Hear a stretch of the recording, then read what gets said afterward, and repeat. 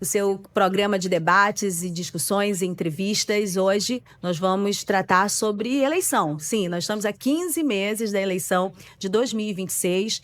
Muitas movimentações, relações tumultuadas nas três esferas de poder, institucionais e partidárias.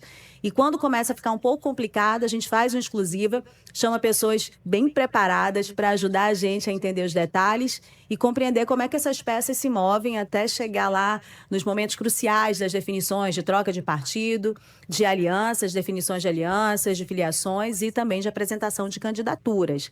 Hoje, para ajudar a gente a compreender o contexto atual desse debate, dessa disputa eleitoral, que já está em curso, já está em andamento, eu estou aqui no Exclusiva com o deputado federal, licenciado, secretário municipal Saulo Viana, que esteve atuante nos bastidores ali, circulando nos bastidores de Parintins. Eu tenho certeza que ele tem muita coisa para compartilhar aqui com a gente, além de ser alguém ali muito disciplinado no acompanhamento desses movimentos de bastidores em Brasília e no Amazonas. Boa tarde, deputado Saulo. Obrigado por mais essa presença aqui no Exclusiva.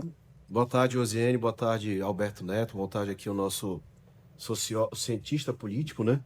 É importante a gente poder debater um pouquinho sobre política, economia, é um assunto que nos interessa muito. Muito bom. A gente está aqui também no estúdio com o cientista político e professor da Universidade Federal do Amazonas, professor Breno Rodrigo, que aceitou ajudar a gente a explicar e entender um pouquinho como é que estão os movimentos desse momento. Obrigada por aceitar o nosso convite, professor. Obrigado pelo convite, mais uma vez. E vai ser certamente um debate muito proveitoso para todos nós. E para ajudar a gente a compreender o lado da direita, da esquerda também, alguém que está se esforçando bastante, está muito atuante também nesse movimento de bastidores, compreendendo todas essas peças, é o deputado federal Alberto Neto. Deputado, obrigado por participar desse exclusivo aqui com a gente. Boa tarde, Rose. É um prazer estar sendo entrevistado por você e principalmente na companhia de pessoas tão preparadas como é o nosso cientista político, Breno, como é o nosso deputado federal, Saulo Viana, agora secretário também municipal. Então, tenho certeza que vamos trazer muitas informações para quem vai nos assistir. Bom, então você que está acompanhando aqui na rádio, saiba que a gente tem um link, uma live no YouTube também. Entra lá se quiser acompanhar a imagem dos nossos convidados. Dá um like, compartilha, porque esse é um conteúdo que você já percebeu, é de profundidade. São peças que estão atuantes nesse jogo, são peças que vão ser importantes também na disputa eleitoral mais na frente e que estão por dentro dos bastidores. Vai ser um bom debate. Então fica aqui com a gente até o final desse exclusiva. Eu vou começar a roda aqui de conversa direto com o deputado Saulo, que está aqui com a gente. Eu queria que ele começasse explicando, na opinião dele, como é que está essa relação da economia, de pano de fundo, às vezes diretamente ela na apresentação e na perspectiva do eleitor, mas ela é sempre fundamental, ela é a peça principal de qualquer eleição, né, deputado? Então, nesse momento, todos esses debates, desses pacotes que estão em discussão no Congresso, também a situação econômica, né, da população, acesso à renda, acesso ao emprego, como isso influencia no momento atual de estabilidade ou não, né, do governo federal. Bem, quando a gente fala de economia, a gente fala muito da questão do cenário nacional, da eleição presidencial. E aí, Rosiane, existem dois elementos que são fundamentais para um governo. Primeiro é a questão política e segundo é a questão econômica. E aí o governo precisa ter uma das duas. Porque quando você não vai bem na política, a economia consegue resolver. Porque aí o governo tem instrumentos para poder negociar com o Congresso, troca de apoio de votações importantes, governabilidade, usando a questão das emendas parlamentares, ou quando a economia não vai bem, mas a política vai bem, o governo consegue negociar com o Congresso os instrumentos para poder fazer, por exemplo, alguma coisa, um aumento de imposto, para poder melhorar a arrecadação. Nesse momento, o governo não está bem na política e também não está bem na economia. Apesar de que a economia, de forma geral, no Brasil, hoje tem dado uma resposta positiva. A gente tem aí no ano de 2024, o PIB brasileiro chegou a 3,4%, né? Isso foi um crescimento muito mais do que era projetado pelos economistas. Nós tivemos aí 2 vezes já foi reduzido a estimativa da inflação, né? A inflação ela deu uma cresceu muito, principalmente no final do ano passado, mas já deu uma recuada. Saiu aí de 5,24% para 5,20% a estimativa dos economistas e mantiveram a projeção de crescimento, ou seja, apesar de estar em cima ainda do teto, da média que é de 4,5%, mas ela já reduziu. E nós temos também o maior índice de desempregos desde 2012, que é quando começou a se analisar essa série histórica. Nós temos aí atualmente uma taxa de desemprego de 6,2%.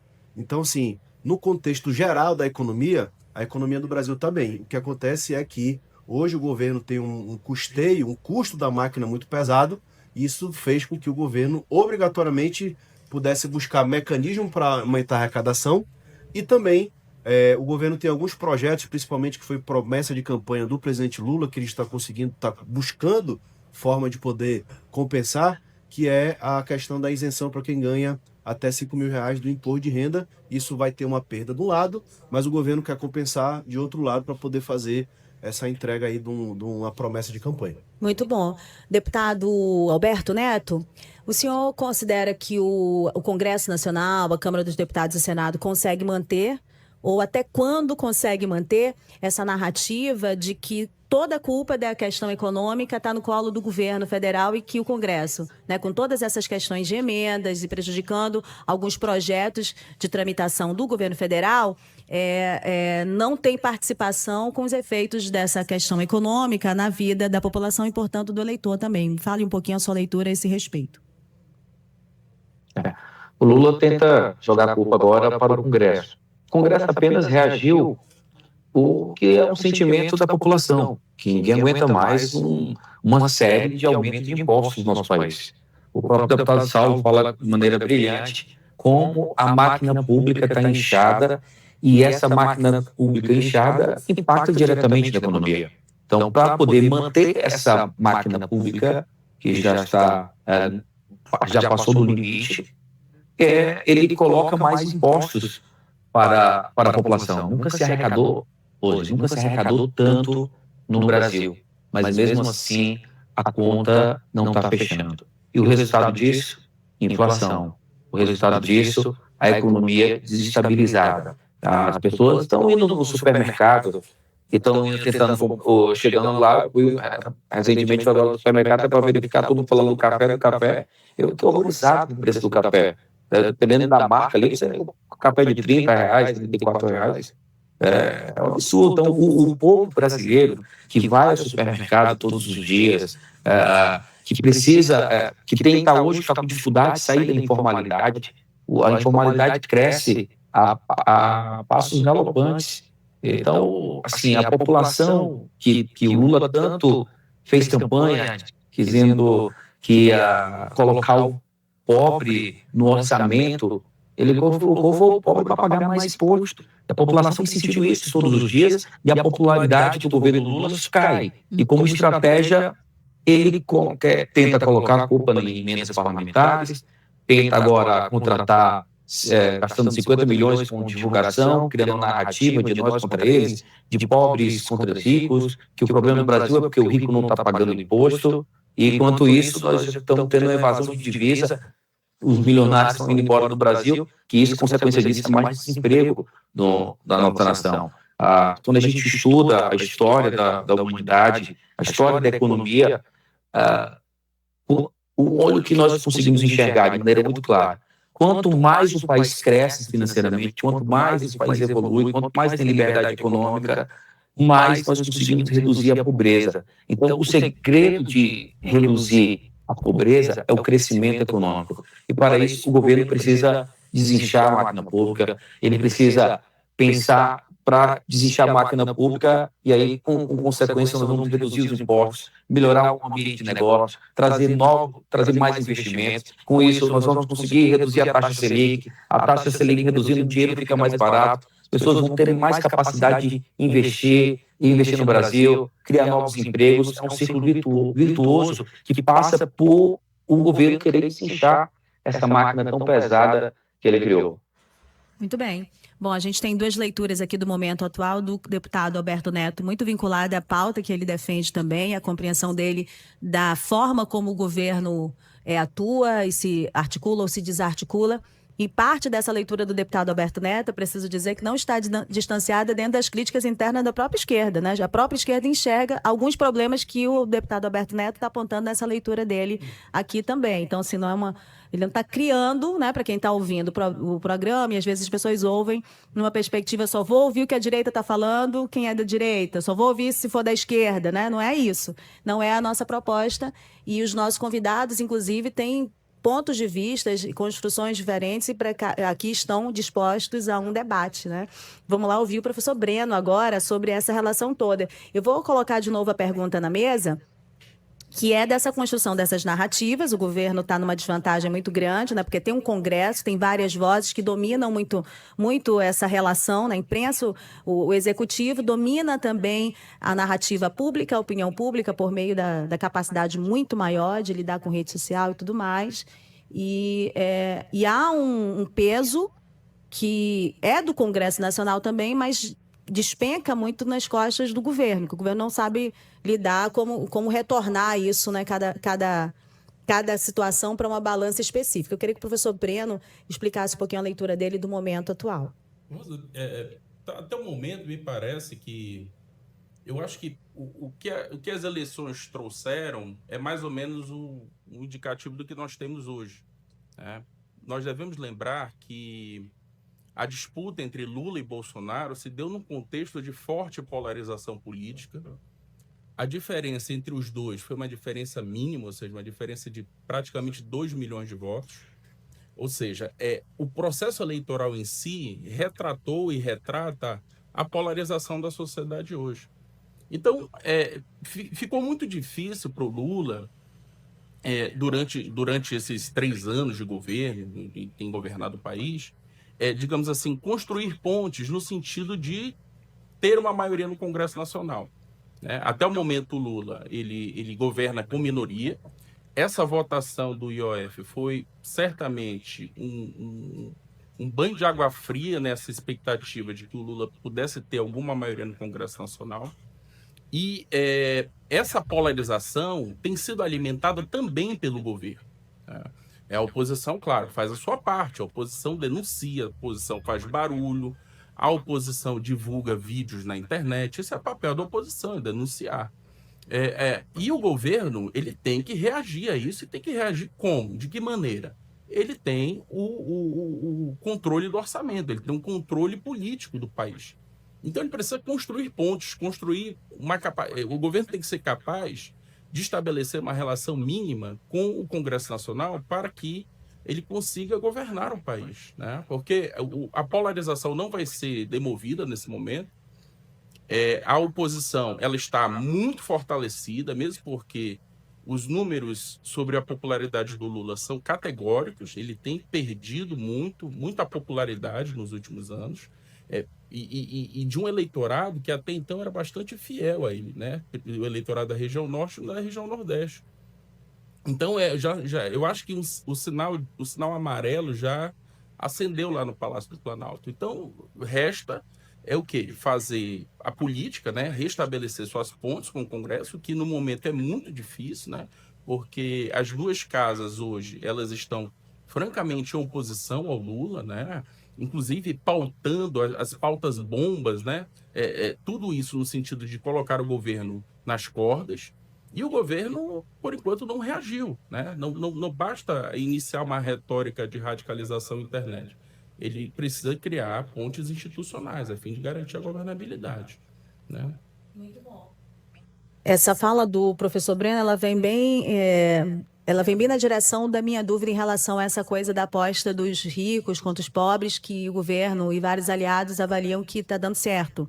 Mas nesse sentido, assim, parece uma novidade, mas não é, né? Essa coisa da polarização, ela vem desde a época do PSDB e PT. Não é uma novidade, ela tem contextos diferentes, porque hoje as peças que estão na direita não são peças que têm o mesmo formato político que tinha anteriormente, né? A extrema-direita tem outras práticas. e aí a coisa se tornou um campo que o PT não sabia jogar, vamos colocar assim, né, professor? Eu vou voltar aqui com o deputado Saulo.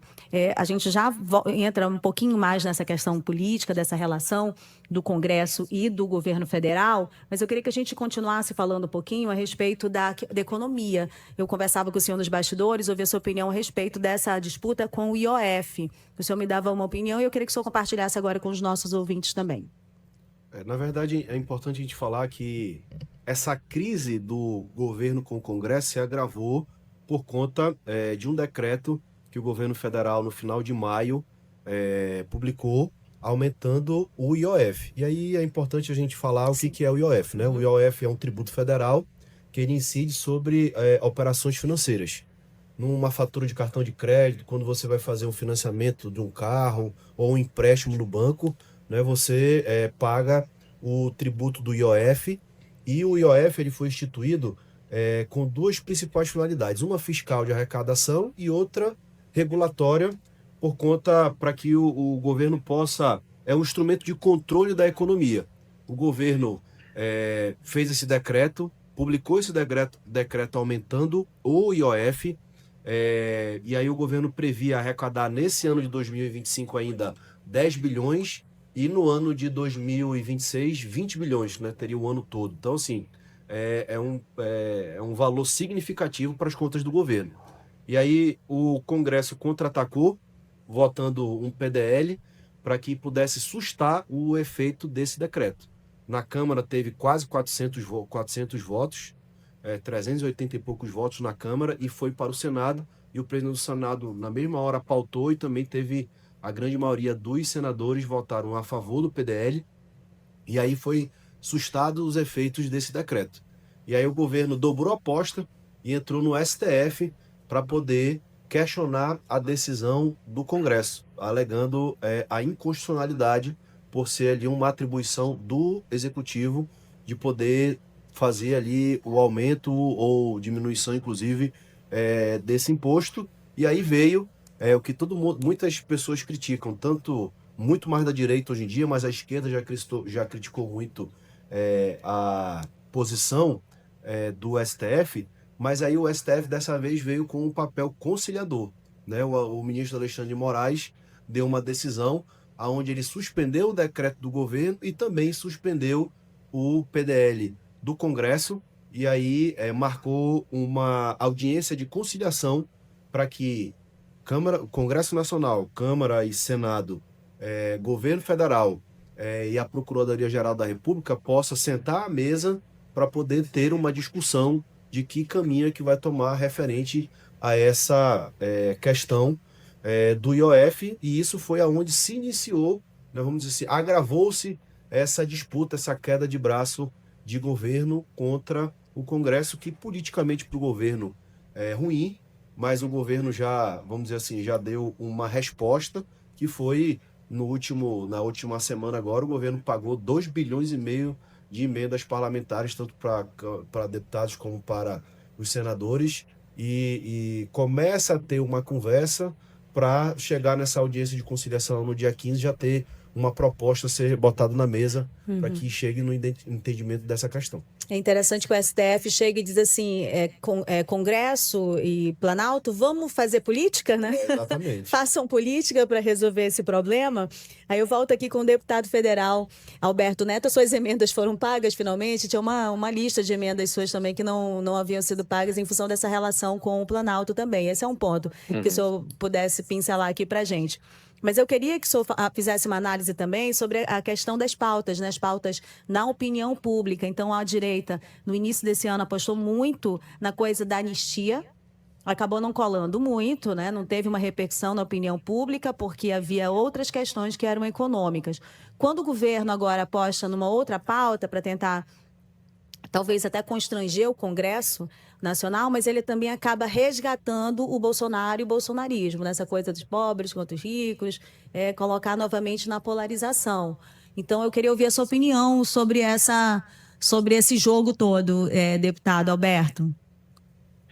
O governo Lula, ele resgata a mesma narrativa. Que o problema que o problema do Brasil são os bilionários, são os super ricos que estão atrapalhando o crescimento do país e que precisava colocar o pobre novamente no orçamento. Então ele resgata em 89 que ele perdeu essa eleição com essa narrativa, e em 2010 ele fez uma narrativa totalmente diferente. Ele era no Brasil de todos, que o rico está ganhando, que o pobre, que a narrativa coerente, que quando a economia cresce, tanto o rico ganha muito, é verdade, mas que o pobre também cresce muito mais do que essa disputa de ricos contra pobres. Então o Lula erra nesse retorno, porque foi nessa narrativa que ele perdeu a eleição em 1989 e vai perder novamente com essa narrativa as eleições em 2026. E fica muito claro para a população que essa narrativa não está colando. Eu recentemente fiz alguns vídeos sobre o IOF e lá eu colocava o vídeo do Boulos, que é o líder dos líderes da esquerda no Congresso, falando que quem paga IOF são os ricos. E o Saulo acabou de mostrar, explicando o que é IOF, que quando você parcela uma geladeira na nossa bemol, você vai estar lá, um boleto está lá, o IOF. Quando o aposentado vai pegar um consignado para comprar remédio, está lá no IOF. Quando o pequeno empreendedor vai buscar crédito, um empréstimo para poder girar o seu negócio, gerar emprego no país, vai estar mais caro esse dinheiro, está pagando o IOF também. Então, o IOF paga o pobre, paga o rico, paga todo mundo. E eles estão insistindo numa narrativa mentirosa, que querendo dizer que a culpa são os ricos e que vai colocar o pobre no orçamento, o pobre não está pagando imposto. Isso é uma grande mentira. E o pobre está sentindo isso no supermercado, como eu falei. A cesta básica está ficando cada vez mais cara. Então, eu tenho certeza que o governo vai ser derrotado com essa narrativa de polarização de pobres contra ricos, porque não está colando mais, porque o povo está sentindo na pele que isso não é verdade. Em relação às emendas parlamentares, são emendas impositivas, lembrando que existem as emendas impositivas e as emendas de comissão. O que eu tenho sido pago e que eu tenho, por ser oposição, não tenho acesso às emendas de comissão, são as emendas impositivas que o governo é obrigado a pagar. O que difere, muitas vezes, é o prazo, que ele pode pagar agora, pode pagar no final do ano. E quem perde com isso é a população, porque são recursos que vai para a saúde lá de Tefé, de Tabatinga, da cidade de Manaus. São recursos que nós estamos colocando para ajudar no custeio e em obras do nosso estado, para melhorar a vida da população. Então, quem perde com essa guerra, com essa criação de guerra política de emenda, é o povo.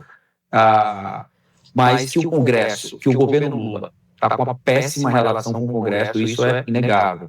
Tanto que ele falou uma frase que me deixou abismado. Ele disse: não consigo governar se não tiver o STF. Então ele praticamente abandonou, estava querendo virar as costas para o Congresso e governar meio à revelia, com medidas provisórias, com o acesso mais até meio duvidoso em relação à Suprema Corte. Essa decisão, repudiu essa decisão do ministro Alexandre de Moraes, que o ministro Alexandre de Moraes não pode se querer, e o Lula quer transformar o ministro Alexandre de Moraes em verdadeiro primeiro-ministro.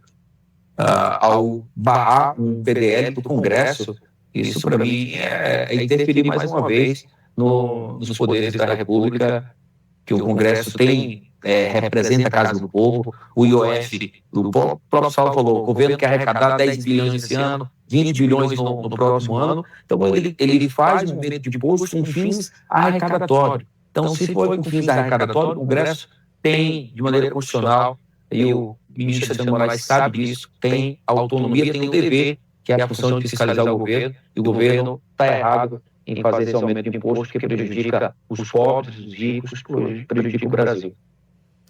A relação não é simples, é complexa, por isso que a gente está com essas opiniões todas divergentes para tentar fazer com que a gente entenda até que ponto, né, esse superpoder, sobretudo da Câmara dos Deputados, né, essa pressão que vem para o Planalto, ela mantém uma harmonia ou ela desarmoniza também, porque o Planalto definitivamente, o Executivo virou quase um gerente, né, de um orçamento que nem sei se é um gerente exatamente. Falando nessa coisa das emendas, saiu uma matéria hoje no G1, que trata sobre as emendas, do quanto essa pressão, mais uma semana de tensão entre o Planalto e o Congresso, e o governo liberou 2,5 bilhões em emendas parlamentares impositivas, levando o total empenhado de 2025 para 5,6 bilhões.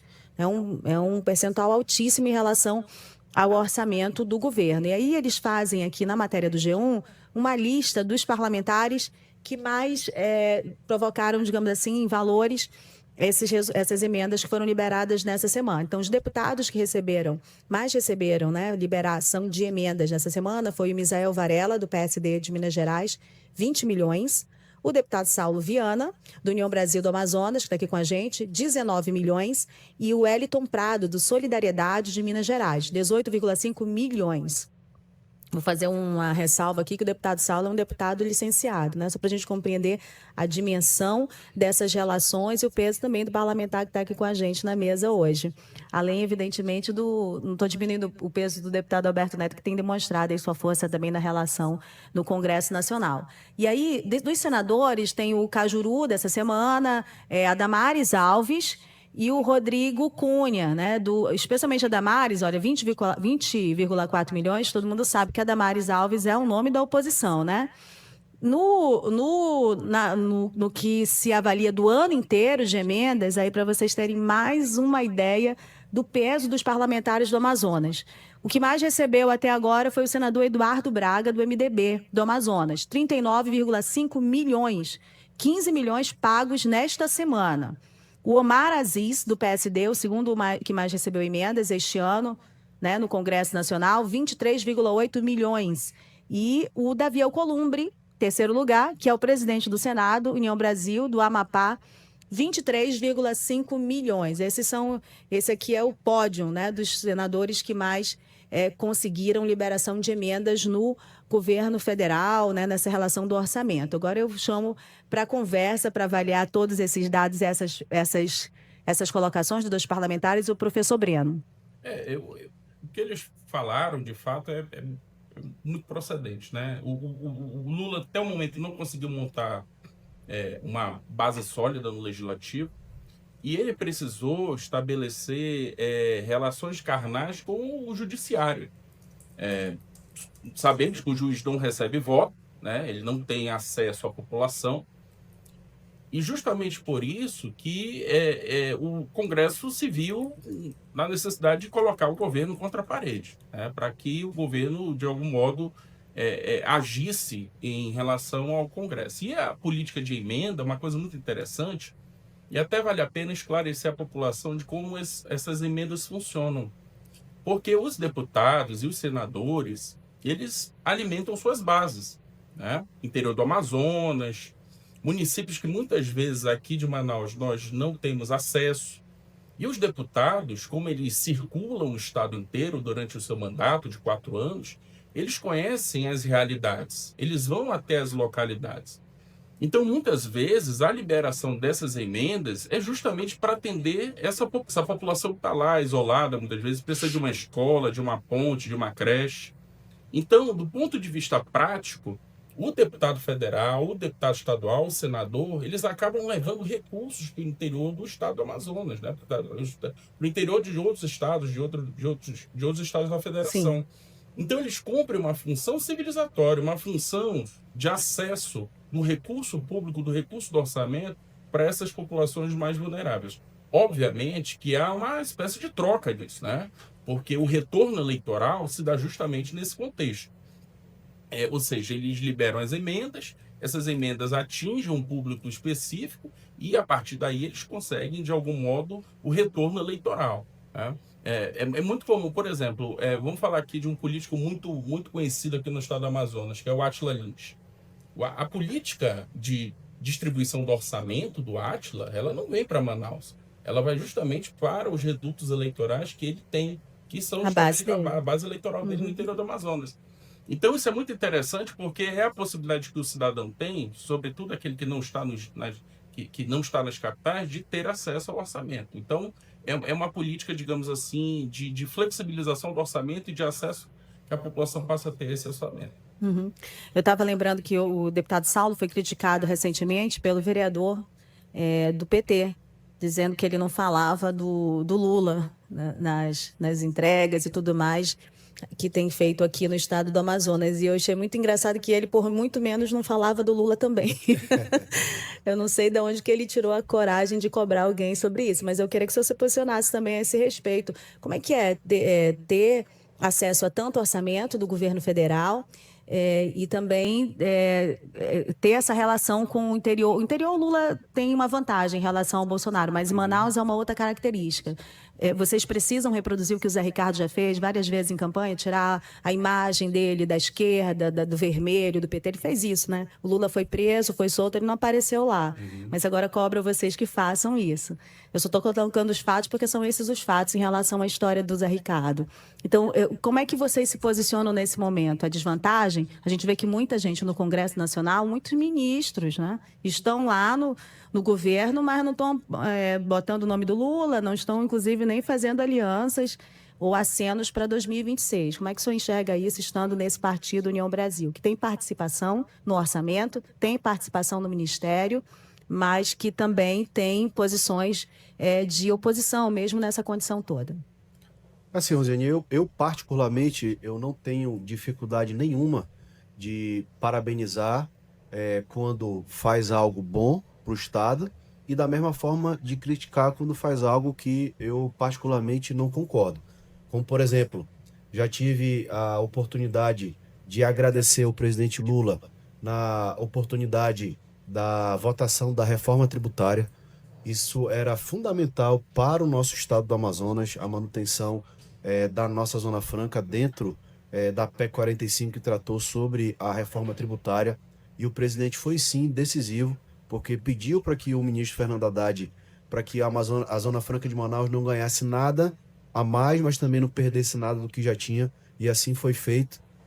A promessa foi cumprida, e nesse momento todos agradecemos ao presidente Lula, como também sempre agradeci por conta do patrocínio para o Festival de Parintins, pelo segundo ano. Foi um trabalho, uma articulação, mas o governo federal, através do presidente Lula, do Ministério do Turismo, foi fundamental para que a gente conseguisse trazer essa conquista para o Festival de Parintins. Isso fez com que o festival fosse para outro patamar. Minha Casa Minha Vida, o maior projeto Minha Casa Minha Vida do Brasil, acontece hoje na cidade de Manaus. Também já agradeci o presidente Lula, como também já agradeci, por exemplo, recentemente o edital de licitação lançado para a construção do Porto da Manaus Moderna. Isso são fatos, né, que a gente não tem como esconder, e como eu disse, nesses casos aí eu agradeço e parabenizo.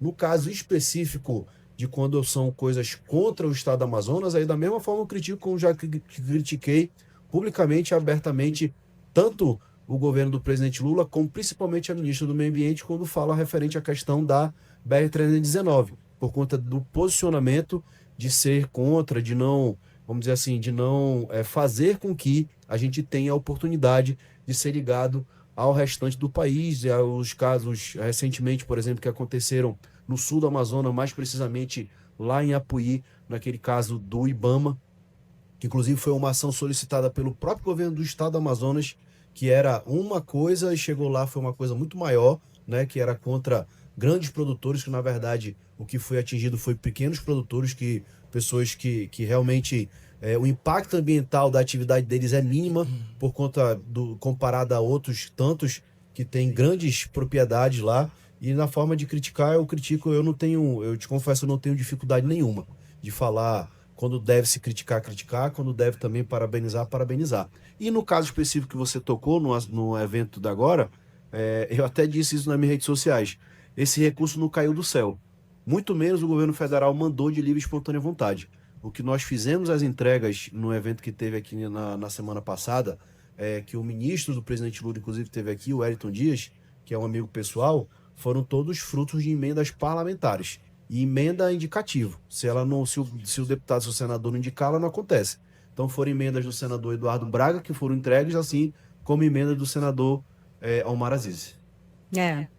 Bom, agora a gente traz Roberto Neto aqui para o debate também. Deputado, fale um pouco dessas opções, né? Diante dessa conjuntura que vocês colocaram já nesses primeiros 30 minutos já se passaram do programa, quais são as opções da direita, tendo em vista a inelegibilidade do ex-presidente Bolsonaro? Como é que o senhor enxerga essa estruturação? Nós estamos muito próximos, né? São 15 meses até a eleição, mas muito menos ainda para a apresentação de uma candidatura.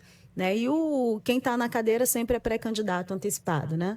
Então, como é que o senhor enxerga essa construção do campo do ponto de vista da direita? Vocês têm boas opções para essa disputa?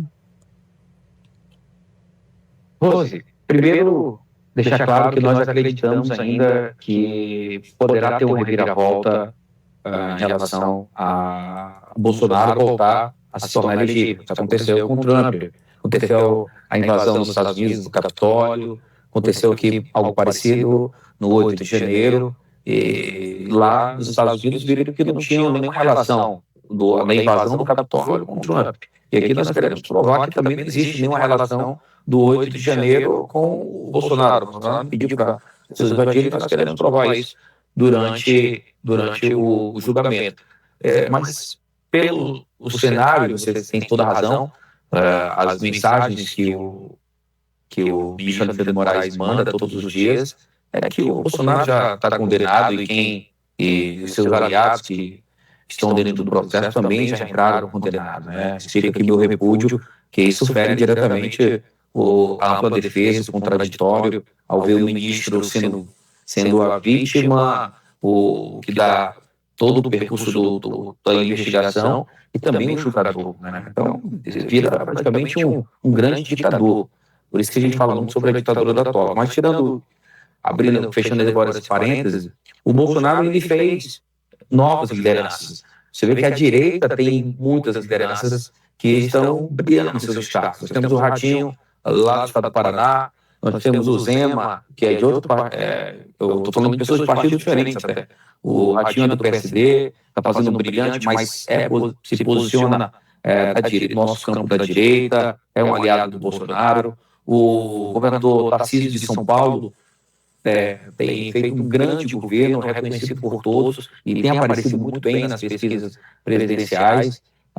Em Minas Gerais nós temos o Zema, a Michele Bolsonaro é um nome que aparece muito bem também nas pesquisas. Então você consegue observar que nós temos muitas opções. E a gente, como já foi falado no início da entrevista, o Lula tem uma queda de popularidade. Então, quando o Lula cai, os outros nomes acabam se fortalecendo. Então, no segundo turno, praticamente todos esses nomes que eu citei derrotam o Lula. Então, a gente está muito confiante nessa eleição de 2026, que a direita vai retornar ao poder. Lógico, se vai concentrar em um nome só, caso a figura mais forte hoje é o Tarcísio, que há uma tendência para isso. Eu vejo um alinhamento muito grande. Se o Bolsonaro não conseguir ser candidato, há uma tendência do Tarcísio. Recentemente eu estive agora em São Paulo, na Avenida Paulista, e ele estava lá presente, liderando os governadores, como o Zema, como o governador de Santa Catarina, que também estava presente, o governador do Rio de Janeiro, Cláudio Costa, que é do nosso partido. Então há uma certa liderança do governador Tarcísio, mas ainda não está definido. E há uma esperança maior ainda que há uma eleição de 2 turnos, isso é certo. A esquerda tem o seu público, e é um público bastante substancial, que leva o Lula ao segundo turno. Mas mesmo que não há um consenso da direita, no segundo turno, a tendência é que a direita toda se una e vença as eleições. E abrindo um outro parêntese, no outro lado, se o Lula já está cada vez mais, assim, você vê uma preocupação, ele já chega aos 80 anos e não tem outro nome no campo da esquerda para substituir. Então ele teve muita dificuldade de fazer novas lideranças. Parece que a esquerda, ela está girando em torno da candidatura do Lula. Se o Lula não puder ser candidato, talvez a eleição possa acabar no primeiro turno. Olha, esse é um ponto Esse é um ponto que o deputado federal Alberto suscita, mas ele é fundamental mesmo, né? Porque problemas de saúde podem levar com que o eleitorado desacredite naquele nome como preparado para assumir uma função. Isso é um problema para a esquerda também, para o PT, que constrói aí suas possibilidades em torno do nome do Lula, né? Esse é um ponto. E aí o Lula também, a gente estava brincando, mal comparando, é o nosso Davi Assayag. O pessoal critica que pode perder a memória, falhar na letra e tudo mais, mas quem é que substitui o Davi, né? Quem é que dá conta como o Davi dá conta lá no Bumbódromo de Aguentar? Eu vejo que o problema do um é a solução do outro. A direita já tem muitos nomes, né? E a esquerda já não tem... tem apenas um, né? O Lula, a esquerda como um todo não conseguiu desenvolver lideranças nacionais, ficaram tudo na dependência do Lula. Por outro lado, a direita já surgiu muito, já criou muitos nomes, porém o presidente Bolsonaro continua, vamos dizer assim, insistindo numa possível candidatura para não perder, né, aquele papel de protagonismo, e isso pode, com toda certeza, atrapalhar muito os planos da direita e fragilizar para o futuro, né? Então, tem essa desvantagem da fragmentação, e o deputado Alberto sabe bem o que isso significa numa eleição também. Ele experimentou um pouco isso na eleição passada dele, aqui, disputa pela Prefeitura de Manaus. Mas há a possibilidade também de uma convergência, não só partidária, né? Uma convergência de grupos políticos, econômicos, de mídia, em torno, por exemplo, do nome do Tarcísio, que é um nome que é visto como algo mais equilibrado. Veja que o Lula tinha rejeição, algumas pessoas que rejeitavam Lula rejeitavam mais o Bolsonaro, por isso convergem na eleição para o Lula, né? E com uma diferença que não era tão grande. Claro que tinha uma máquina que foi vencida também naquela eleição, aquilo ali não pode ser desconsiderado, e que essa máquina está a favor de um grupo muito experiente em eleição também, que você não pode desprezar. Mas são pontos que são frágeis para os dois lados. Eu queria ouvir vocês também um pouco a esse respeito, os três. Dessa encruzilhada, né? De um e de outro, né? O que eu observo, Rosine, assim, vamos lá, falar do... Aí a gente pode citar aqui os nomes da direita. Na direita tem para dar e vender. Na direita a gente tem o clã Bolsonaro, o próprio Bolsonaro ainda insiste em uma candidatura e avalia como segunda opção ou a mulher, a Michele, ou um dos dois filhos, né? O Eduardo ou o Flávio Bolsonaro. Aí tem o Tarcísio de Freitas, que é governador de São Paulo, que para mim é o nome mais forte, porém, nesse contexto, ele é o que, vamos dizer assim, é o mais comedido. Por quê? Porque está no primeiro mandato do governo de São Paulo. São Paulo é um país, né? E ele caminha para uma reeleição tranquila. Aí nós temos o Romeu Zema, que é o governador de Minas Gerais, que é de direita e já está no final do segundo mandato. O Ratinho Júnior também, que é de direita e já está no final também do segundo mandato. E tem o Ronaldo Caiado, que é também o governador de Goiás, que está no segundo mandato. Porém, se você for observar todos esses nomes, a gente tem uma dificuldade em relação à questão partidária. Vamos lá. O Romeu Zema, hoje ele é no partido, é o Partido Novo, que é um partido pequeno em relação à questão de tempo de TV e questão de fundo partidário, ou seja, não tem uma estrutura partidária, nem todos os estados ele está presente para poder fazer o impulsionamento de uma candidatura para ele se tornar uma liderança nacional. Uma grande desvantagem, né? O Ratinho Júnior é do PSD. O PSD pode-se dizer que hoje assumiu o que já foi antigamente o lugar do MDB de ser um partido fisiologista.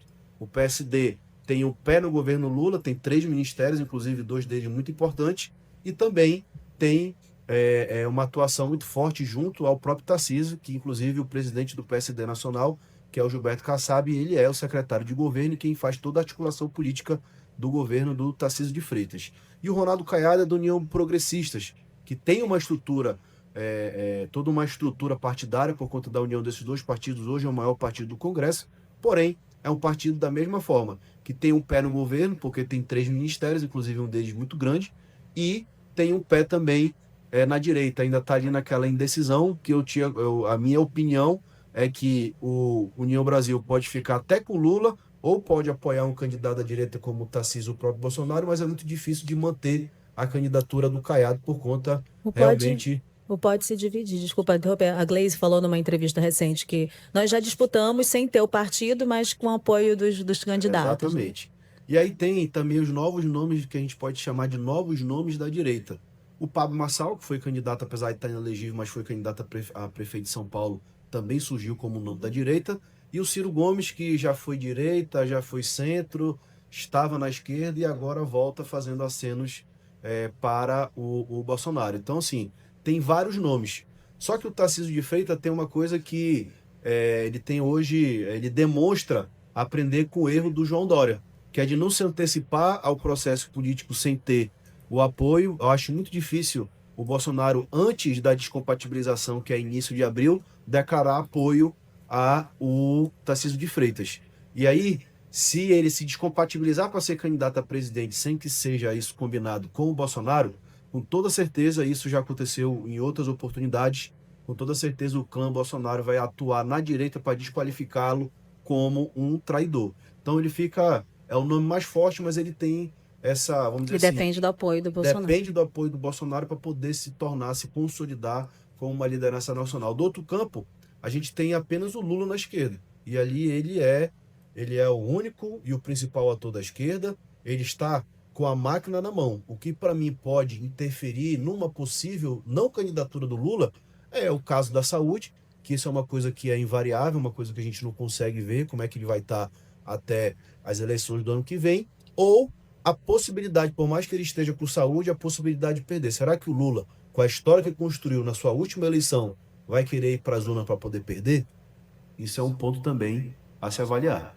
E desistir também não deixa de ser uma perda, né? Agora sim, de todos esses nomes que foram colocados aqui pelo deputado Saulo, muito bem analisados, né, na conjuntura específica de cada um, todos eles agradam muito essa disputa e essa forma de disputa que a esquerda quer colocar no campo para poder ter chance de vencer, né? Ou chance de disputa, ainda tem essa, né?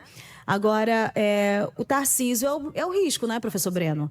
O Tarcísio é o maior risco, porque ele é o candidato que talvez tenha a maior possibilidade de convergência de forças que podem realmente derrubar um governo, mesmo com máquina, com tudo, como já se demonstrou na história do Brasil.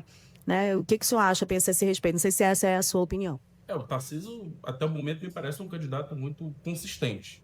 Né? Ele é muito bem formado, muito preparado, oriundo das Forças Armadas, tem sido muito bem avaliado em São Paulo, a avaliação dele tem sido muito positiva, mas tem um detalhe aí, o Tarcísio é um animal de São Paulo, ele é um animal político de São Paulo, né? E o Brasil é muito complexo, e há uma certa rejeição, sobretudo das regiões Norte e Nordeste, em relação aos candidatos que vêm da região Sul e Sudeste. Há uma certa divisão no país. Uhum. Os mapas eleitorais das últimas eleições demonstram isso com muita clareza. Né? Um Brasil vermelho e um Brasil azul, um Brasil à direita e um Brasil à esquerda. As capitais também refletem bem essas contradições. Então o Tarcísio, no meu entendimento, ele já tem o apoio necessário das elites. Eu acho que as elites já fecharam com o Tarcísio. Né? O que resta saber é se o Bolsonaro terá a capacidade de transferir o seu capital eleitoral para o Tarcísio, porque ele vai depender do capital eleitoral do Bolsonaro. Porque o Bolsonaro, gostemos ou não, ele tem as capitais do Norte e Nordeste e ele tem parte do eleitorado no interior dessas regiões, que é um eleitorado muito difícil de se conquistar. O Lula conquistou esse eleitorado na segunda eleição dele. Ele não conseguiu nem na primeira, ele conseguiu na segunda eleição.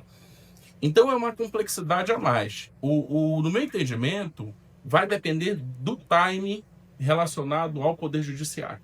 Resta saber se o Judiciário de fato vai condenar Bolsonaro, vai prendê-lo, vai torná-lo inelegível ou não. Porque se nada disso acontecer, como o deputado Capitão Alberto Neto muito bem colocou, ele é o candidato natural e ele já tem o seu eleitorado cativo. Né? Então eu acho que vai depender muito disso. Se ele continuar inelegível, ele não resta dúvida de que ele tem que apoiar alguém, ele vai ter que transferir o capital eleitoral dele para alguém. Inelegível, ele tem uma condição, preso, ele tem outra, né, de transferência de votos, como aconteceu com Lula também, na eleição em relação ao Haddad, que o Bolsonaro saiu vencedor. Deputado Alberto, eu queria que o senhor falasse um pouquinho dessa repercussão dessas conjunturas todas que a gente fez em relação à disputa estadual, para governo do Estado, sobretudo, e para Senado. Claro que ela vai ter também uma força muito grande para determinar as bancadas na Câmara dos Deputados e na Assembleia Legislativa. Mas, por exemplo, falando de Tarcísio, por exemplo, que parece ser um nome de maior excelência para a convergência de muitas forças que vão dar problema para o PT, caso se confirme como candidato ali da direita, né, e da extrema-direita. Mas ele foi um peso para o senhor na eleição passada, naquele vídeo, né, em função das posições de São Paulo em relação à Zona Franca de Manaus. Então, tem repercussões que têm as suas peculiaridades em cada estado, e no Amazonas é uma delas.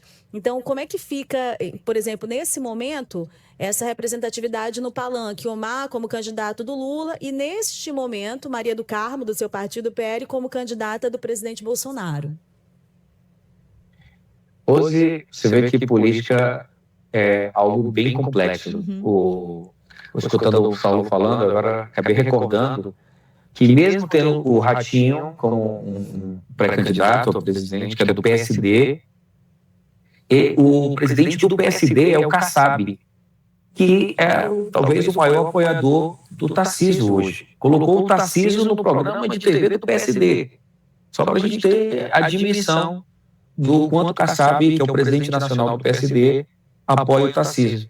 E o PSD aqui está na mão do senador Omar Aziz, que é candidato ao governo, que é aliado do Lula.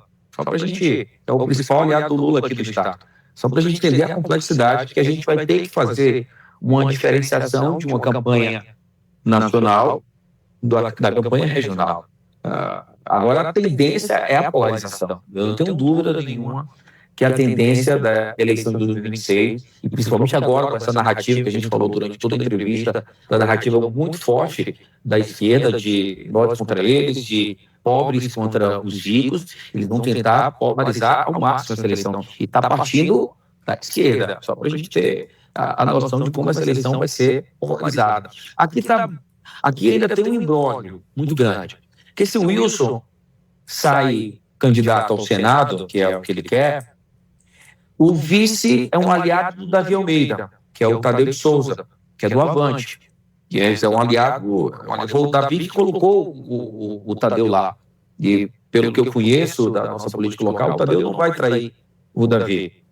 A tendência é o Davi tendo as duas máquinas na mão, a máquina do governo e a máquina da Prefeitura de Manaus, que é muito forte. Eu acabei de enfrentar essa máquina, vi o quanto, como eles sabem utilizar a máquina pública. Então ele vem como um candidato muito forte ao governo, tendo as duas máquinas na mão. Aí tem o senador Mazi, que pertence a esse grupo, que a tendência é ainda vai ter um racha nesse grupo. Então você vê que no campo do Lula, a tendência é ter uma ruptura nos grupos políticos aqui no estado do Amazonas. O senador Eduardo Braga vai ficar com o senador Omar para o governo ou vai ficar com o Davi Almeida? O nosso campo está muito bem definido. É a professora Maria do Carmo, direita, apoiada pelo presidente Bolsonaro, vai ser apoiada pelo, se não for o presidente Bolsonaro, o candidato à direita. A tendência é a gente fazer esse alinhamento, e ter a segunda opção, como tem se conjecturado já no estado, se você sabe, você acompanha a política, do Wilson também não sair, porque está muito mal nas pesquisas. Eu vi recentemente não sei se vocês viram, no evento da vitória do Garantido. Eu sei que você é caprichoso, Rose, mas estava lindo a imagem lá, a imagem do Garantido ali, lotado. Eu fui lá e gravei essa vaia, viu? Você gravou a vaia? Estava lá no camarote quando o apresentador chamou o nome do governador. O governador Wilson Lima acabou de chegar aqui no Bumbódromo. E aí o pessoal vaiou assim, né? Geral, fez sinalzinho com o polegar para baixo, vi isso assim. Então, a popularidade do governador, talvez não, é a pior de todos os dois mandatos dele nesse momento. Então, ele pode reavaliar sua saída para o Senado, para não sair, ser derrotado e deixar o governo na mão do seu opositor, que hoje o Davi Almeida é opositor declaradamente do Wilson Lima, que eles enfrentaram uma eleição agora recente, que eu estava presente, né, com o Roberto Cidade, que era o candidato do governo. Então, claramente, foi um rompimento do grupo, que já tinha rompido antes, e na eleição ficou muito claro. Então, se o Wilson termina o mandato, talvez pode ser que o Davi não tenha coragem de romper com o Omar Aziz, e tentar disputar a eleição para o governo. Então ainda está muito indefinido no campo deles, né? No campo do alinhamento com o governo Lula. Mas no campo da direita está muito bem definido. É a professora Maria do Carmo candidata, eu sou candidato ao Senado, e nós temos uma boa bancada que vão fazer uma bancada boa de deputado federal, de deputado estadual. Temos nomes aí que estão fazendo um bom mandato, o Sargento Salazar, Coronel Rosses, tem se destacado, o Capitão Carpeta tem se destacado na Câmara dos Vereadores. Eu tenho certeza que isso vai dar um bom resultado nas eleições de 2026. Bom, essa é a plataforma da direita. A gente está caminhando para o final, um excelente programa, acho que com muita qualidade, o conteúdo que os três estão apresentando aqui para o nosso ouvinte, mas eu não posso terminar sem ouvir a opinião do professor Breno e do deputado Saulo também nessa conjuntura estadual, mas peço que vocês incluam também a do Senado. Quem uma das figuras está aqui presente com a gente, pode até participar depois, ou concordar ou discordar do que eles vão falar aqui. Mas a gente tem uma disputa acirrada também para o Senado. São 2 vagas, temos pelo menos 3 pré-candidatos, 4 pré-candidatos, 6. né?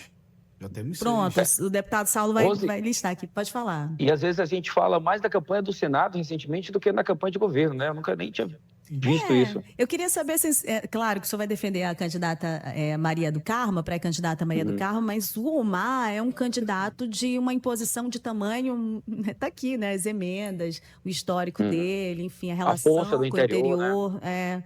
Então, assim, não sei se nesse momento, com todo respeito à pré-candidatura da professora Maria do Carmo, como as demais, se há candidatura para encarar o Omar, né? O senador Omar Aziz. Mas eu quero ouvir a opinião de vocês sobre isso. Não esqueçam de incluir o Senado, por favor, para essa rodada final, e depois a gente vai pegar as considerações finais também. Eu tenho uma observação, vou ficar por último.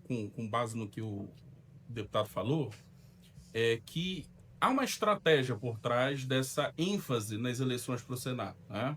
Nós sabemos que o Bolsonaro tem, nos últimos anos, digamos assim, uma guerra contra o STF. Né? E todo o processo de contenção do STF, de impeachment de ministro do Supremo, etc., passa necessariamente por esta casa. Então, a estratégia me parece bastante clara. Eles vão enfatizar, fundamentalmente, eleições para a Câmara Alta, para o Senado, a fim de ter uma maioria consolidada. Afinal de contas, haverá uma renovação de 2/3, ou seja, uma renovação mais de 50%, e com isso ter uma capacidade de, pelo menos, conter os avanços do STF sobre o Legislativo. Eu acho que essa é a estratégia básica, né? A ênfase nos candidatos, não só aqui no Amazonas, mas no Brasil inteiro, candidatos fortes, candidatos que já concorreram à eleição para o Poder Executivo, né? Com uma eleição muito bem articulada, com muito orçamento, etc. Então, eu acho que essa me parece a estratégia. Então, se nós temos aí a vaga do Plínio e do senador do Braga, né? Então, resta saber se eles vão conseguir se manter no poder ou não, e se haverá ou não renovação nesse sentido. A conjuntura ajuda mais o Braga que o Plínio. Sim. Assim, quando a gente desce aqui para o nosso quintal, a gente tem a gente tem algumas coisas já estão definidas, como bem o Alberto Neto falou. No caso, nós temos a candidatura do senador Omar, que é do PSD e é um aliado de primeira hora do presidente Lula. Consequentemente, o senador Omar fará palanque também para uma possível candidatura do presidente Lula à reeleição. Do outro lado, nós temos também declaradamente candidata a Maria do Carmo, que é do PL, e também que ela é hoje o palanque do Bolsonaro aqui no Amazonas. E aí a gente tem os candidatos ao Senado, que também já estão bem definidos. A gente tem o senador Eduardo Braga à reeleição, que é do MDB, que até então acompanha o presidente Lula. Nós temos o Marcelo Ramos, o último que se declarou candidato, que é candidato ao Senado pelo PT. Nós temos o Alberto Neto pelo PL, pré-candidato também, ele mesmo já falou aqui.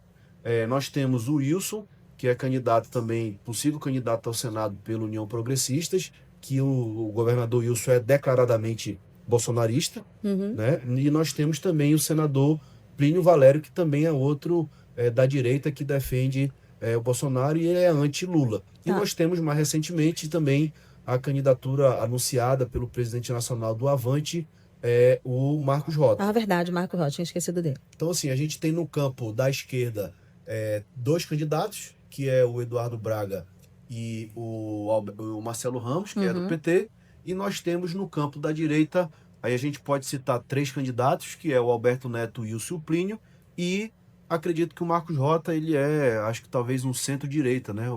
Que é o partido do Avante.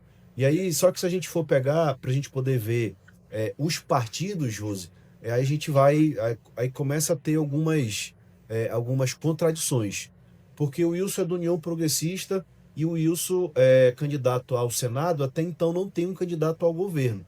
Né? E a gente Tem não a sabe cabeça. se ele vai se vincular a alguma das duas candidaturas da Maria do Carmo ou do Omar, isso é algo que a gente, só o tempo que vai dizer, mas apoia o candidato o Bolsonaro ou o candidato do Bolsonaro. Aí nós temos os republicanos a nível nacional, ele está com o ministério no governo do presidente Lula, mas é o partido do Tarcísio, que é um dos possíveis nomes da direita para disputar a eleição. Porém, aqui no estado, o deputado Silas, ele é declaradamente apoiador do Omar, né, candidato ao governo no campo da esquerda. Aí nós temos o próprio PSD, que é na mesma situação que é o partido do senador Omar, que também está com o pé no governo, tem 3 ministérios, como eu já disse aqui, mas também flerta muito com o nome do Tarcísio. Inclusive, o próprio Kassab já disse publicamente que se o Tarcísio for candidato, o PSD acompanha né, o Tarcísio. E a gente tem o MDB, que apoia o Eduardo Braga, candidato à reeleição, e apoia o Omar para o governo também, declaradamente. Inclusive, os dois lançaram as suas pré-campanhas no evento junto, né, no mês de março, e até então apoia o presidente Lula. Então, a gente tem, assim, esse campo definido, e a gente tem aí, quando desce para a questão, vai para a questão partidária, a gente tem algumas contradições. Essa trama toda, né?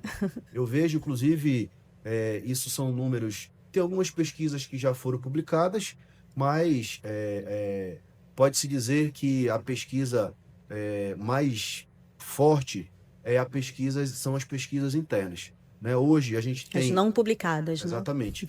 Hoje a gente tem uma liderança do senador Eduardo Braga para o Senado, seguido de perto pelo meu amigo aqui, deputado federal Alberto Neto, que também tem hoje, tanto na capital... Por isso que ele está falando com tanta convicção em relação Com certeza.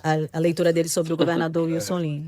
E aí a gente tem o que vai ser, Rose, e aí a gente vai acompanhar isso nos próximos meses, o que vai ser decisivo para o que vai se organizar tanto na candidatura para o Senado quanto para o governo, é a decisão em início de abril do governador Wilson, se ele vai a sair para ser candidato, para arriscar uma candidatura ao Senado, ou se ele vai, os números que tem na mão, se esses números se mantiverem, ele vai ficar no governo até o final para poder apoiar algum candidato e terminar o seu governo. E também tem uma outra tese, que é uma tese que ela começa a ser falada nos bastidores, de o Wilson se compatibilizar no início de abril para ser candidato ao Senado, montar uma chapa de deputado federal e quando chegar nas convenções descer para ser candidato a deputado federal para poder ter mandato, consequentemente ter aí a prerrogativa de foro. Isso é algo que já é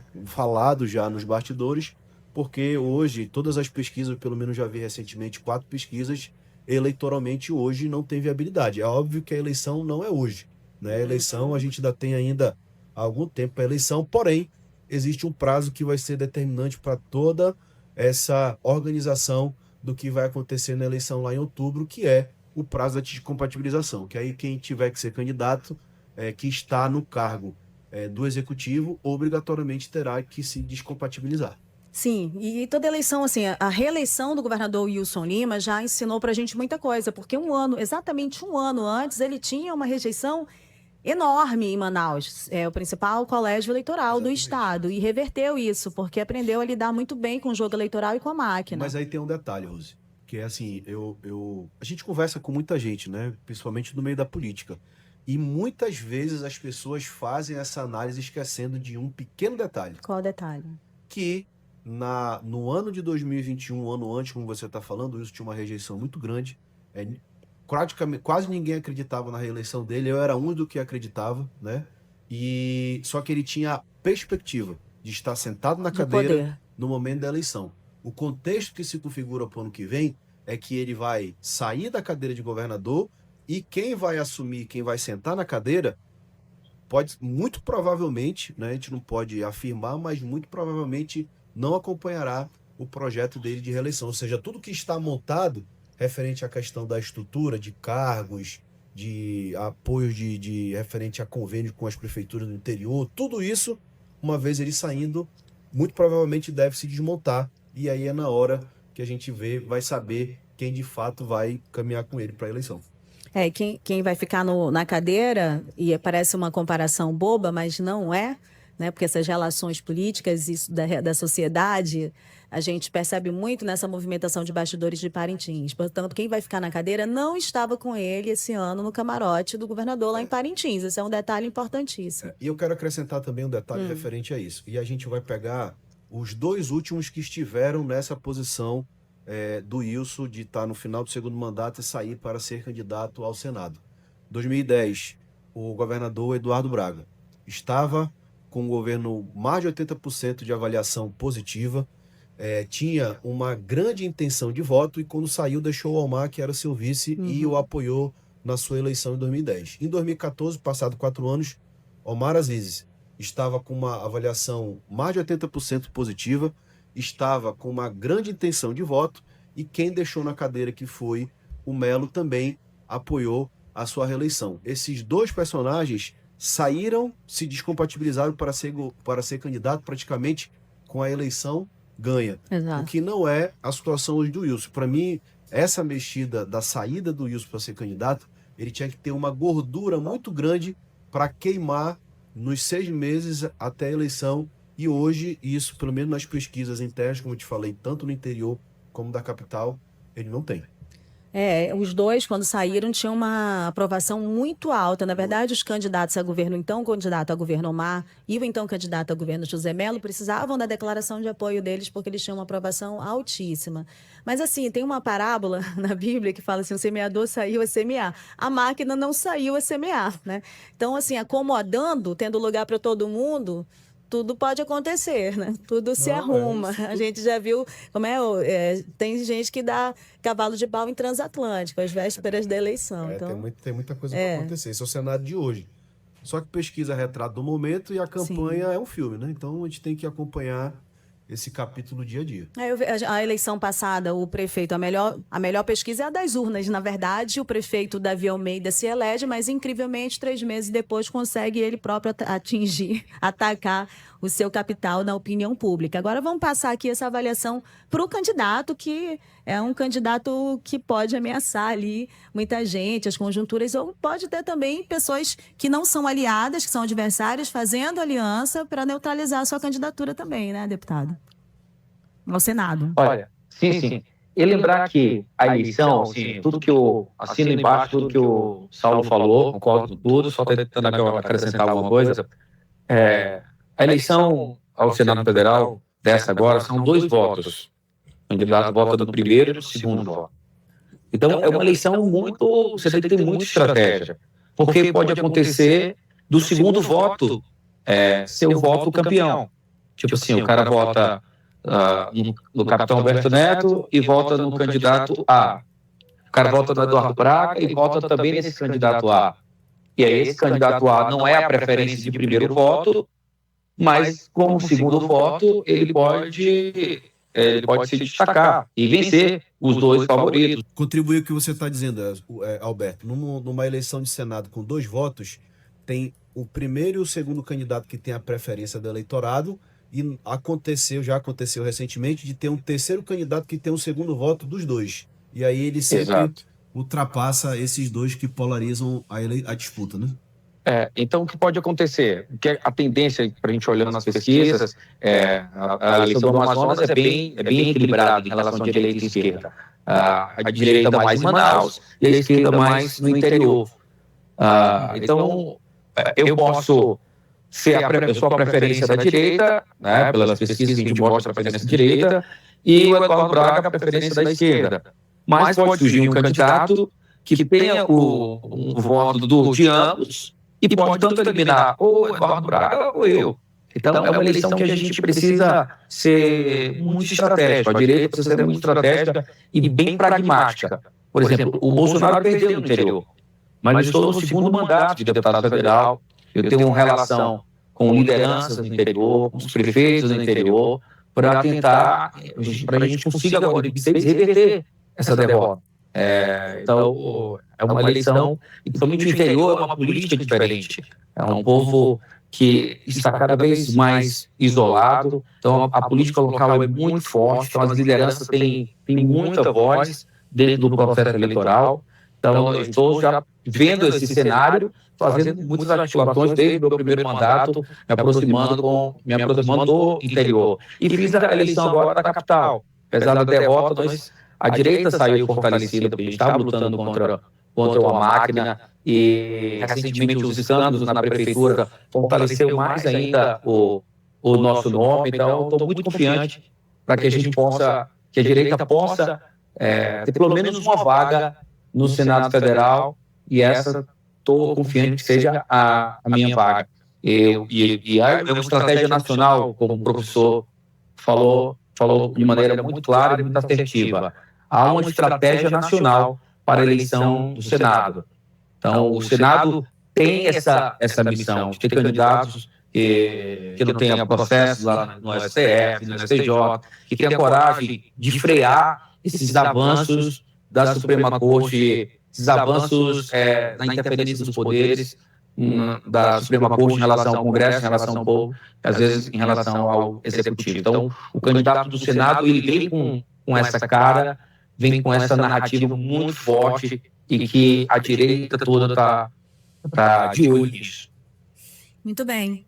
Muito bem, essa fala do deputado Alberto Neto desenha bastante uma caminhada dele em relação a esse projeto de 2026, a capacidade que a direita e a extrema-direita teve de fazer leitura de jogo, de fazer estratégia, que a esquerda não teve. A gente até citou um nome aqui do Zé Ricardo fazendo aqui críticas para o Saulo Viana. No momento crucial, ele não abraçou esse eleitorado de esquerda que existe, não apostou nele, tentou ali manter voto de direita e de esquerda, e hoje está na vereança. Poderia estar ele disputando com o deputado Saulo orçamento também para execução aqui no estado do Amazonas. Não está, porque fez estratégias diferentes, por exemplo, da direita. O deputado Alberto Neto abraçou o seu eleitorado de direita, e isso deu para ele um recall que faz com que ele seja uma grande projeção para 2026. Essa é uma leitura de fatos. Isso é uma coisa que eu sempre falo do Alberto Neto por onde eu passo. O Alberto Neto é meu amigo pessoal, só posso até ser suspeito para falar. Uhum. Porém,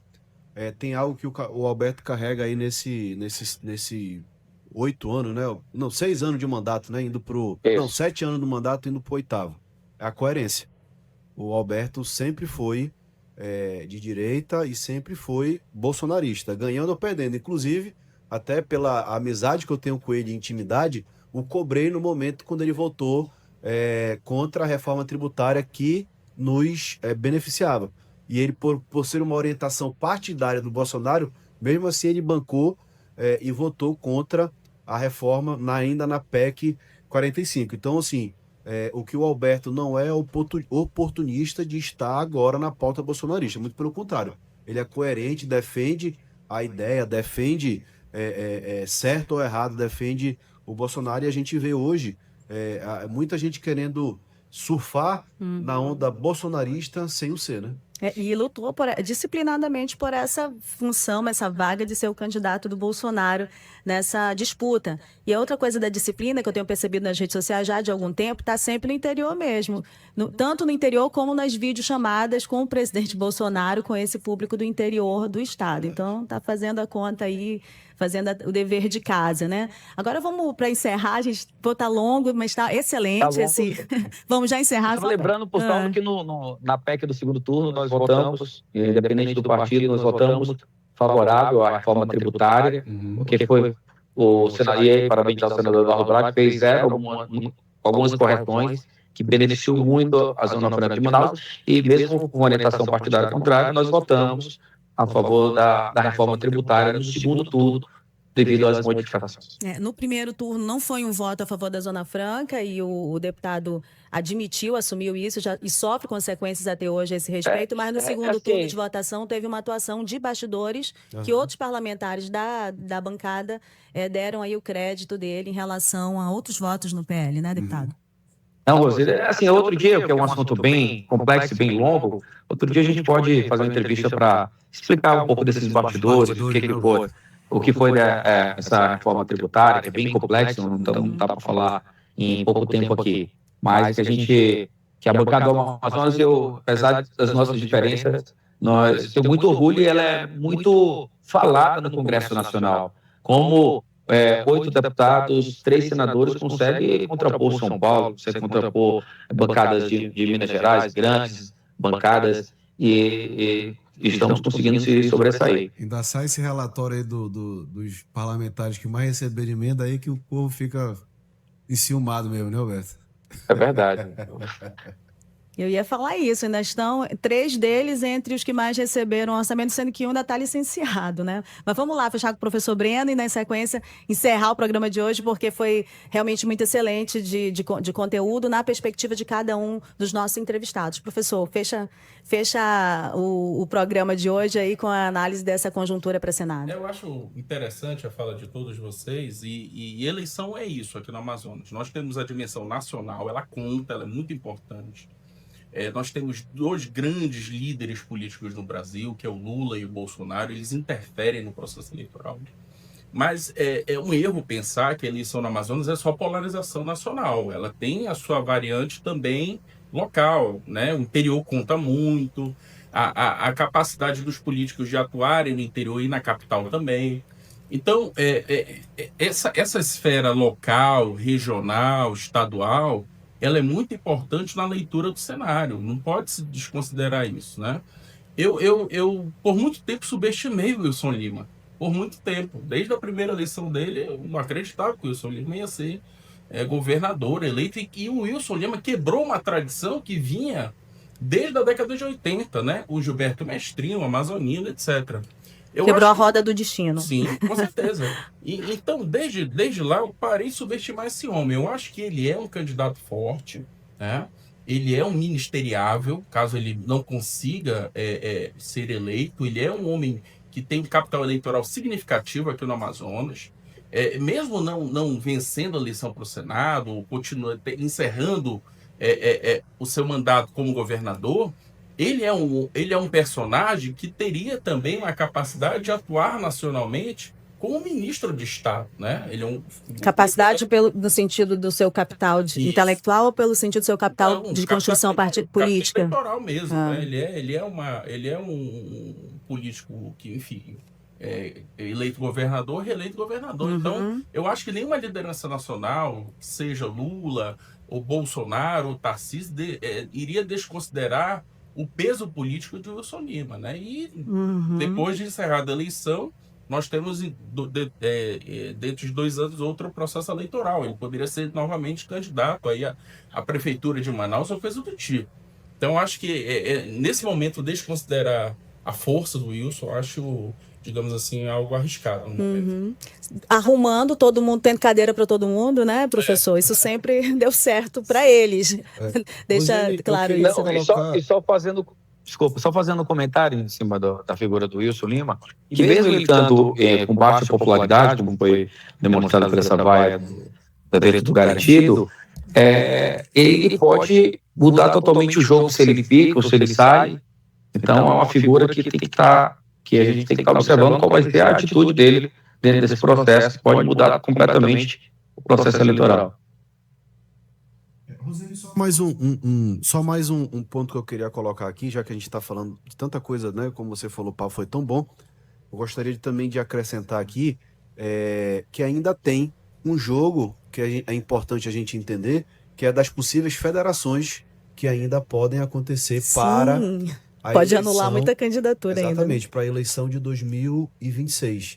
A gente tem aí uma federação que está sendo costurada, que é do Republicanos com o MDB, né, para também se tornaria ali uma grande potência do Congresso. E aí por exemplo, numa possível candidatura do Tarcísio, por exemplo, o MDB, que hoje faz parte do governo Lula, obrigatoriamente estaria no campo da direita com a candidatura do Tarcísio, né? A gente tem Mas olha, só uma observação que na eleição passada tinha uma candidatura própria, no entanto, o senador Eduardo Braga e outros estavam na candidatura do Lula já desde o primeiro turno. Isso. Aí a gente tem a federação que também está bem avançada do PSB de bola com o Cidadania, né, que também é uma federação que coloca o PSB em força para continuar disputando a indicação de vice da possível candidatura à reeleição do presidente Lula, uma vez que o Geraldo Alckmin, o atual vice-presidente, é do PSB, né? E também existe aí uma federação sendo costurada do Podemos com na verdade seria uma federação com uma fusão que aconteceu, que foi do PRD com o Solidariedade. Podemos. Né? Isso é legal. Na verdade, assim, aconteceu uma fusão PRD Solidariedade, que agora eles estão discutindo para fazer uma federação com o Podemos, né? Uma vez que se frustrou a federação que estava sendo costurada com o PSDB, que o PSDB também ainda está negociando para fazer uma federação, que pode ser com o MDB, enfim, está em negociação. E tem 2 partidos que também estão costurando federação. Um é o PDT, né, que tinha uma negociação avançada com o PSB, mas depois daquele caso do INSS deu uma esfriada. E o PV, que saiu da federação PT e PCdoB. Então, tudo isso, a questão das federações, elas podem também interferir no jogo da sucessão do ano que vem. E uma superfederação de esquerda aí, que seria alternativa para os partidos de esquerda, PCdoB, PSOL, Rede, a Rede nem se considera de esquerda, né, mas mais progressista, e o próprio PT. Então, a minha avaliação é que os partidos que não se juntarem, eles vão sucumbir em 2026. Essa é vamos dizer assim, nós vamos passar por uma perspectiva no Brasil, por conta da cláusula de barreira e por conta do instrumento das federações, para que a gente possa diminuir a quantidade de partidos. Tendo poucos partidos, consequentemente, você tem poucas candidaturas, né? E opções.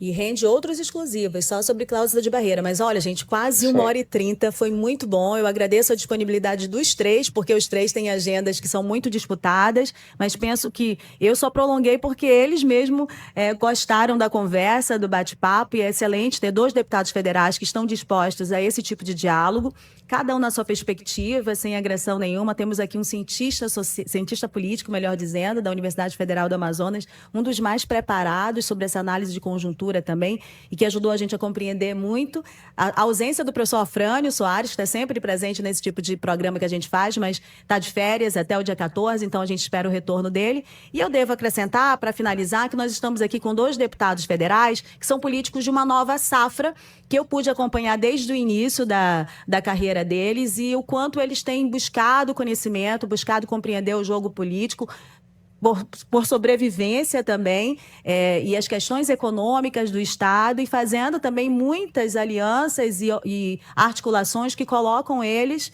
na condição que eles têm hoje para 2026. Então, deputado federal Alberto Neto e Saulo Viana, entrevisto eles desde o início, né, da carreira política deles, e pude observar o quanto eles têm evoluído também nessa leitura política. Então, obrigada por estarem aqui. Tenho certeza que os nossos ouvintes adoraram também e ganharam muito com a perspectiva que vocês trazem aqui. Bom, esse programa, eu preciso de mais uma rodada para vocês, está tudo ok? Tudo ok. Obrigada, viu, deputado Alberto, está em Brasília, deputado Saulo aqui em Manaus, o professor. Essa exclusiva fica na íntegra no YouTube, compartilhem, curtam aí, porque é um conteúdo de qualidade. E até a próxima, gente.